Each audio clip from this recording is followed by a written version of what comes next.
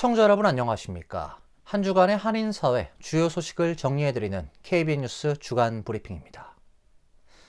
이번 주 첫 소식입니다.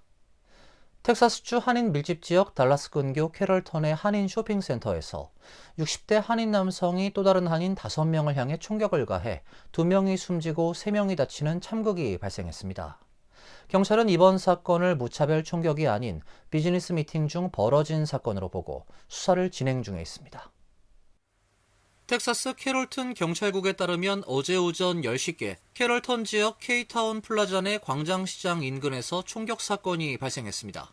신고를 받고 출동한 경찰은 2명이 현장에서 사망하고 3명이 병원으로 이송돼 치료를 받고 있으며 부상자들은 생명에 지장이 없다고 밝혔습니다. 경찰에 따르면 용의자는 69세 한인 남성 한성호 씨로 확인됐습니다.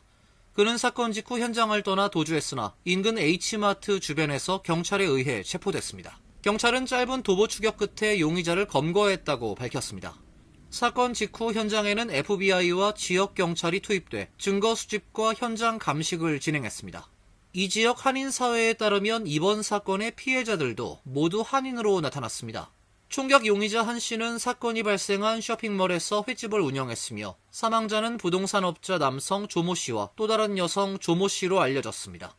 부상자 역시 한인들인 것으로 전해지면서 지역 한인 사회의 충격이 커지고 있습니다.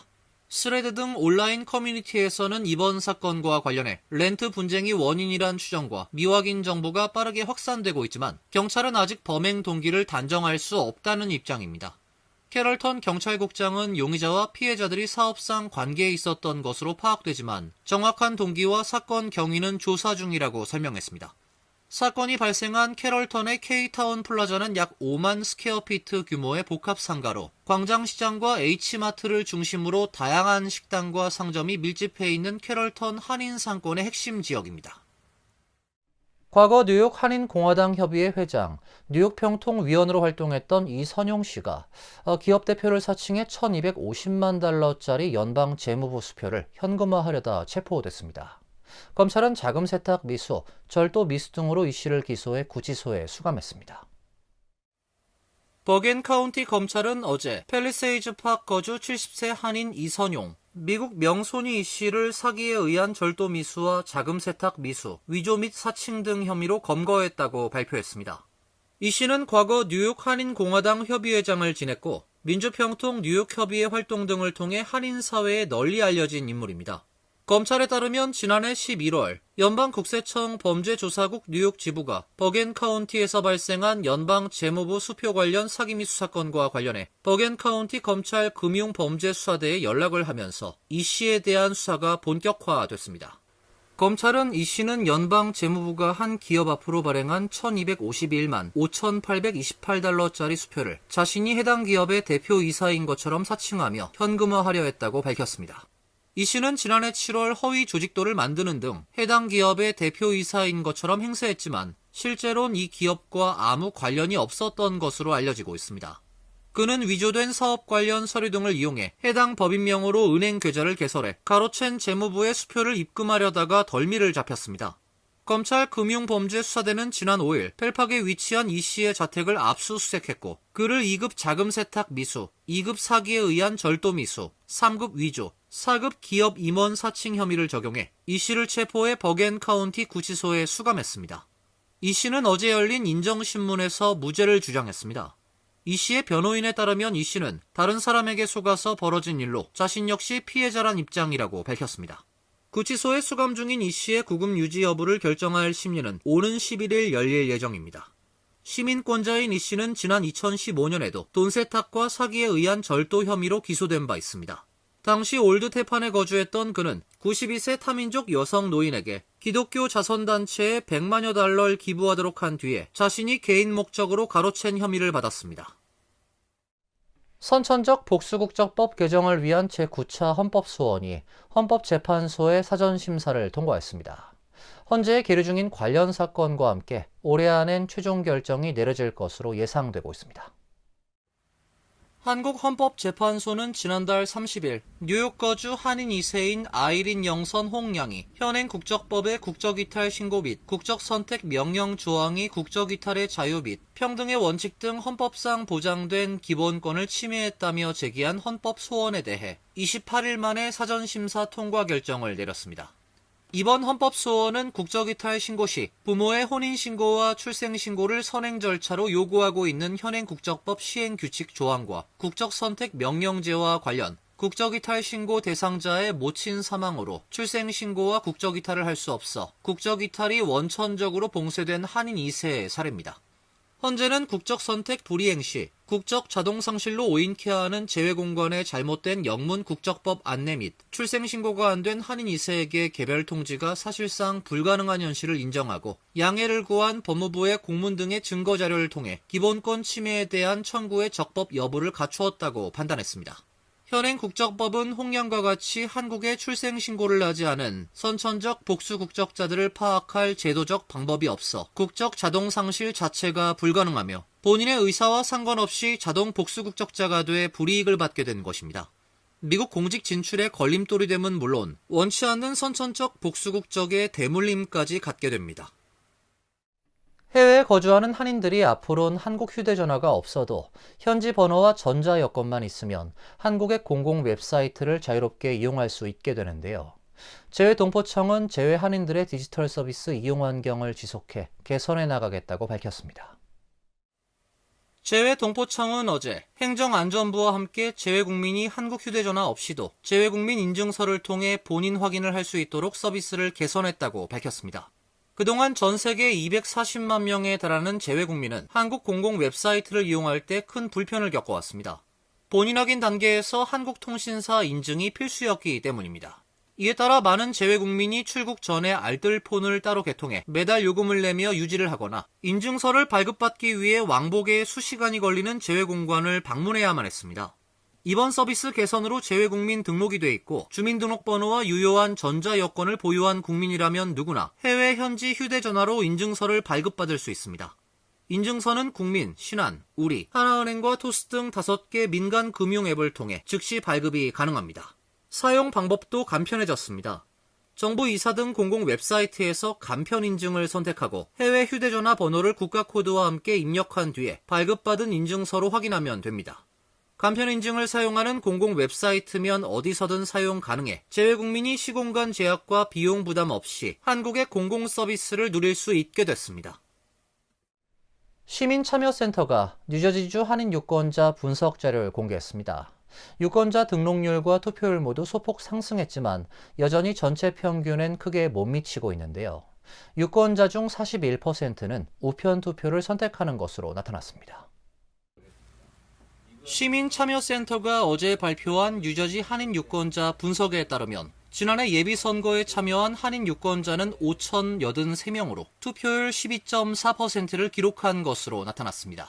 2024년 예비선거 투표율 11% 대비 1.4%포인트 상승한 수치입니다. 한인 유권자들의 투표율은 소폭 상승했지만 여전히 뉴저지 전체 유권자 투표율 22.2%의 절반 수준입니다.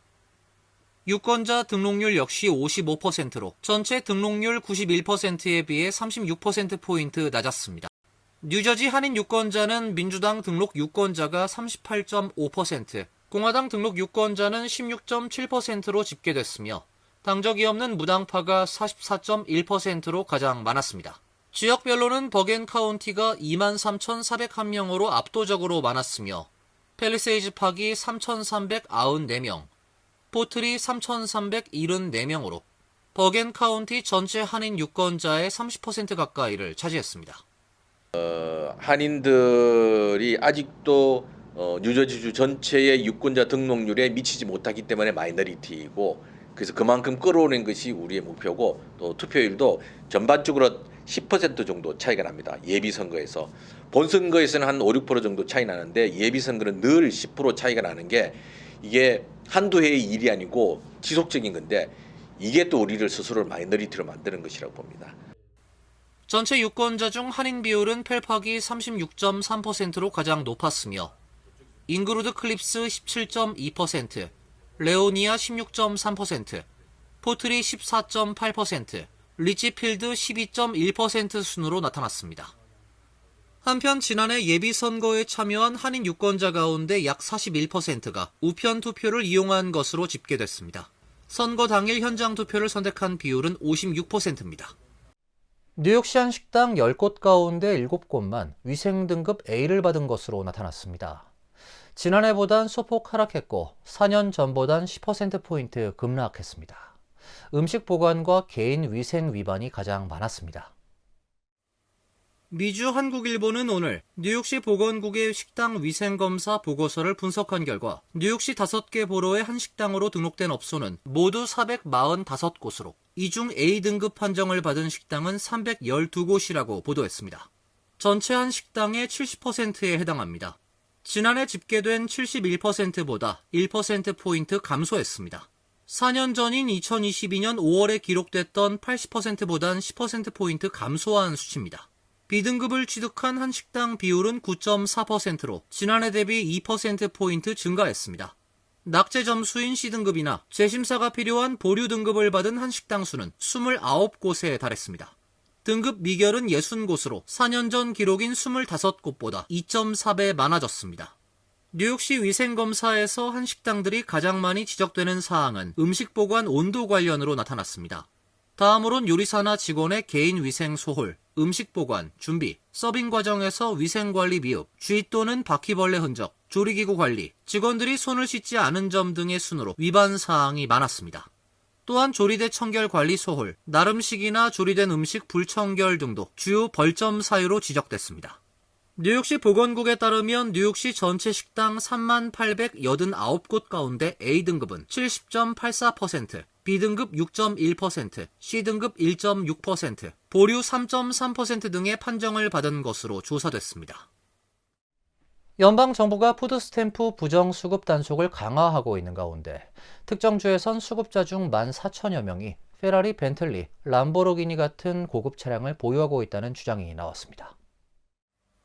폭스뉴스는 어제 농무부가 전국 단위의 푸드스탬프 부정수급 단속을 확대하고 있다고 보도했습니다.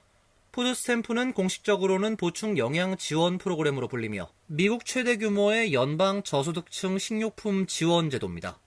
브룩 롤린스 농무부 장관은 최근 X에 한 주에서만 스냅 혜택을 받는 사람 가운데 페라리, 벤틀리, 람보르기니 같은 고급 차량을 운전하는 사람이 14,000명에 이른다고 밝혔습니다. 그는 수십만 달러짜리 차량을 살 경제력이 있으면서도 스냅 혜택을 받을 수 있게 하는 제도상의 허점을 막겠다고 말했습니다. 농무부는 특히 광범위 범주별 자격 제도에 주목하고 있습니다. 이는 다른 복지 프로그램의 자격을 갖춘 사람에게 스냅 신청 자격을 폭넓게 인정하는 방식인데 보수 진영에선 자산 심사가 느슨해지는 통로가 됐다고 비판해왔습니다. 롤린스 장관은 폭스 비즈니스 인터뷰에서 해당 허점을 고치는 작업이 매우 가까워졌다고 말했습니다. 롤린스 장관은 폭스뉴스에 출연해 취임 이후 주 정부 자료를 들여다본 결과 중복 수급자와 사망자 명의 수급 사례가 확인됐다고 주장했습니다. 그는 불법으로 2번 이상 혜택을 받은 사람이 50만 명, 사망자 명의 수급자가 24만 4천 명 확인됐다며 이는 자료를 제공한 공화당 주들만 본 결과라고 말했습니다. 그는 또 지난 1년 동안 푸드스탬프 제도를 불법으로 이용한 895명을 체포했다며 이제 그 돈이 어디로 가고 있는지를 들여다보고 있다고 밝혔습니다. 트럼프 행정부는 푸드스탬프 수급자 수가 줄고 있다는 점도 단속 성과로 내세우고 있습니다. 농무부 자료에 따르면 트럼프 대통령 취임 첫 해 스냅 수급자는 420만 명 감소했습니다. 사기 사건이 갈수록 치밀해지고 있습니다. 연방국세청이 보낸 것으로 보이는 세금 환급 관련 가짜 편지가 확산하고 있는데요. 편지에 있는 QR코드를 스캔하면 개인정보가 유출될 수 있어 주의가 당부되고 있습니다. 애틀랜타 지역방송 WSB-TV 보도에 따르면 한 주민은 IRS에서 온 것처럼 보이는 편지를 받았습니다. 해당 편지에는 은행 계좌 정보를 업데이트하라며 QR코드가 포함되어 있었으며 해당 주민은 나는 환급을 받을 상황이 아니어서 이상하다고 느꼈다며 의심했다고 말했습니다. 전문가들은 이런 편지의 경우 QR코드를 절대 스캔하지 말 것을 강력하게 권고했습니다.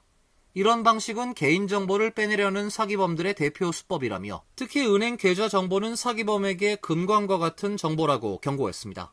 다만 일부 편지는 IRS가 발송한 것일 수도 있습니다. IRS가 종이수표 대신 계좌이체 확대를 추진하면서 은행 정보 요청이 늘어나고 있는 것은 사실입니다.